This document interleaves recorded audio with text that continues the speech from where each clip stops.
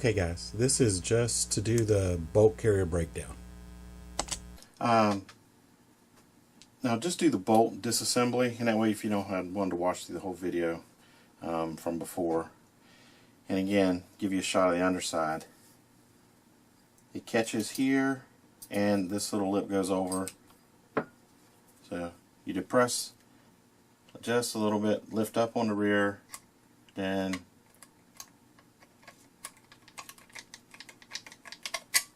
this comes out. See, that little hook fits right there. Okay, and that's in the other video, so just as we're taking apart. Then firing pin with the spring, then you're left with the bolt and the carrier. And as I was saying before, there's your cam pin, just like in an AR. Here's the way to punch it out. So if you got to line that up, and again, it's probably going to be hard to get on camera, but right there, I don't know if you can see that moving, but right about there is where the little pin is. And remember, this is under spring pressure, so when you, where's my other punch? There it is, smaller. So we'll take it out.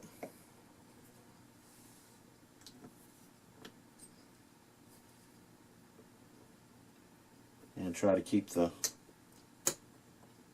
spring from going all over the place. There. I drove the punch all the way through.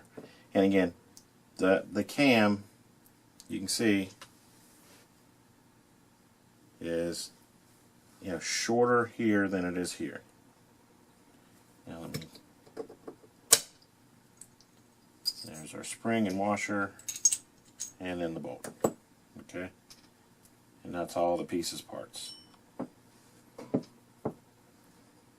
Now, as I was saying before, since you have to line this up for the firing pin to go through, obviously, what I did,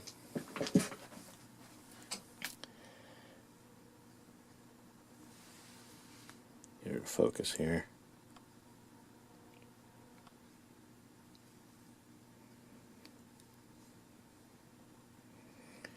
Sorry about that, guys. She's not wanting to focus too much. There. See those two notches right on the top? I just took a punch and I put two dimples in it so I can, when I go to put this cam pin back in, you're kind of blind when you're trying to line everything up and put it in, because with it in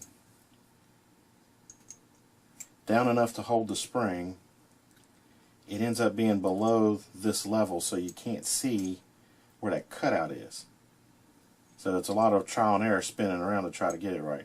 So if you put some kind of marks on the top of it, one that'll always orient you as far as making sure the short end goes in first and the tall end's top, and it'll help you line it up, save you a little bit of headache putting it back together. Now, putting it back together. Again, the cut side needs to go toward the bottom, because that's where your little lip is going to hook on.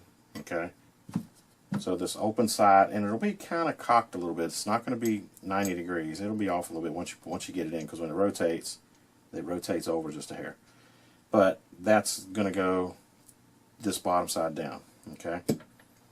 Now, the way that I kind of, after I got done videoing this, of course, put your spring and your little washer. Now, we need to compress all that to where we can get the cam pin back in. Okay. Now, I was doing it before. I was just kind of holding it against my body and pushing up against here. I did it off camera. It was kind of hard to do that on camera. And then afterwards, I was like, hey, dummy, why didn't you just push straight down? So if you go to the edge of the table here and keep your ejector off the edge. And I left the ejector in. Without the spring, that ejector will just slide right out.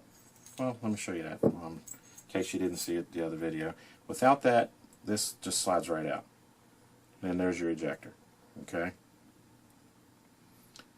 As the spring ends up doing this inside, that both captures it and gives the spring tension for the ejector. Like I said, it's a very simple design. everything total, you've got 2 springs, a washer, a cam pin, the ejector, frying pan, the bolt, and the bolt carrier group. So just, very, very few parts. So let's put her back together. So again, insert. Well, let's put our put our ejector back in before we do that. And get that in so that kind of holds the ejector in. Alright. Drop the spring in. And the washer, make sure that kind of lines up. If it does, you can just kind of tap it to get it to go back in place. Of course, you can always cheat a little bit with the punch. Now, while pushing this down, well, that ejector can handle it. Right, the whole point is to compress that spring past here so you can put the cam pin in, right? So if you do it vertically, it turns out to be a whole heck of a lot easier.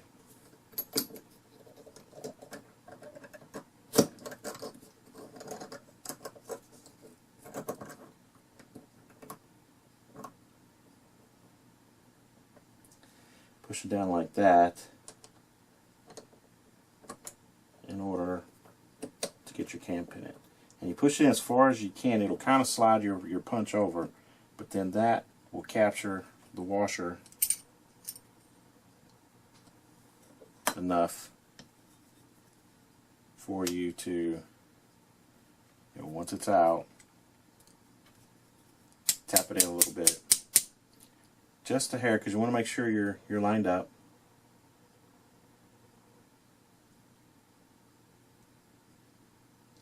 And I'm not.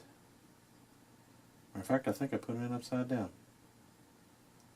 Huh, I certainly did. Okay, let's do this in reverse.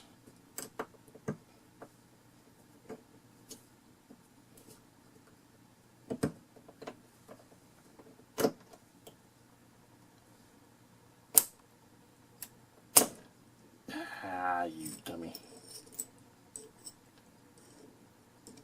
Okay, there. Now we'll do it again. Okay, this time short end down.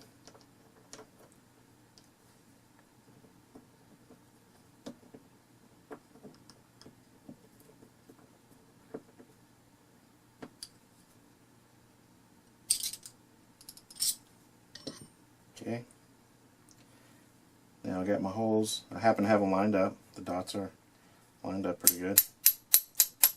And just tap it there.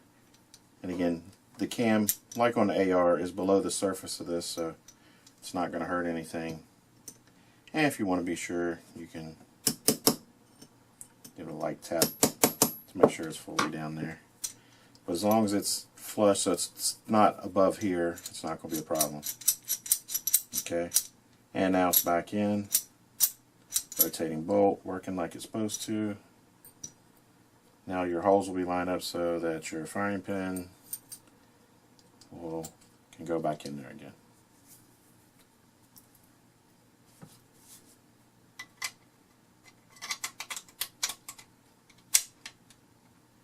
And then catch it on there in between, and then it catches here, and again it holds it upright. Then just put together like you would the other, any other shotgun, like I had showed you on the other video, and put everything back together. And I hope that's better for just the tearing apart the bolt. Getting that bolt completely torn down from the bolt carrier, so you can actually clean it really good or wipe it down. As before, it's real beefy parts, but I hope that helps. That's a little bit just more straight to the point with the hardest part. Most people can take the barrel out of a shotgun. That's the easy part. That's the only little trick that I saw with this particular, the way this bolt carrier group, with the spring and the ejector and all, how it's all configured. So hope that helps. That's a different way of doing it before. Like I said, I was leaning against it, up against the side. And that works too, because if it accidentally comes loose, the spring's not going anywhere because it's up against side to side, up against this something hard surface. But that was just a different way of doing it that was a little bit easier, and I wanted to show you guys that. Hope that helps.